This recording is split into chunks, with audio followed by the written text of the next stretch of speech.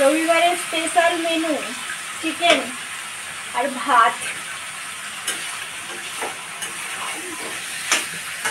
আজকে রবিবারটা একদমই আলাদা ছিল। রাতভর একটুও ঘুমোতে পারিনি, তোমার দাদাভাইয়ের নাইট ছিল। এমনিতেও ও না থাকলে ঘুম ধরতে চায় না, কিন্তু কাল কি হয়েছিল কি জানি, একটুও ঘুম হয়নি।